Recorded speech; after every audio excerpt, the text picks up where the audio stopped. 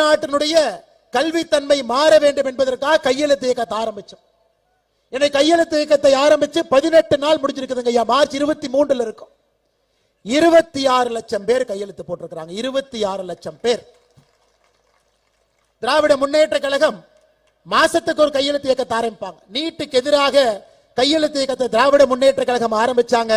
அது என்ன ஆச்சு, எத்தனை பேர் கையெழுத்து போட்டாங்க யாருக்கும் தெரியாது.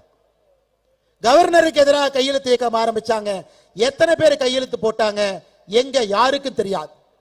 ஆனால் பாரதிய ஜனதா கட்சி இன்று மாறுதட்டி சொல்லுகின்றோம்.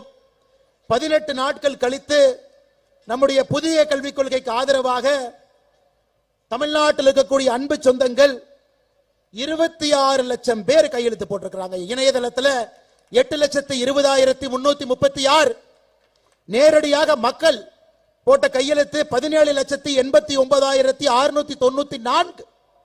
நேற்று சாயங்காலத்தோடு தமிழகத்தில் மக்களுடைய ஆதரவு 26,10,033 கையெழுத்து நேற்று சாயங்காலத்தோடு போட்டிருக்கிறாங்க. தமிழகத்தில் ஒரு அரசியல் புரட்சிங்க, அரசியல் புரட்சி. 18 நாட்கள்ல 26 லட்சம் கையெழுத்து. நமக்கு 90 நாள்ல 1 கோடி கையெழுத்து வேண்டும் என்று ஆரம்பித்தோம்.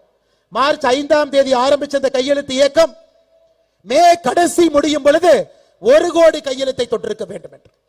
இன்னைக்கு இதே ஸ்பீட்ல போனா 2 கோடி கையெழுத்தை நோக்கி நாம் சென்றிருப்போம். அன்பு சொந்தங்கள், அதற்கு கடுமையாக உழைத்த எல்லா பாரதிய ஜனதா கட்சியினுடைய அன்பு தொண்டர்களுக்கும் சகோதர சகோதரிகளுக்கும் இந்த நேரத்தில் நெஞ்சார்ந்த நன்றியை இந்த கட்சியினுடைய நாங்கள் எல்லோரும் இணைந்து உங்களுடைய பாதத்திற்கு அதை காணிக்கை ஆக்கின்றோம்.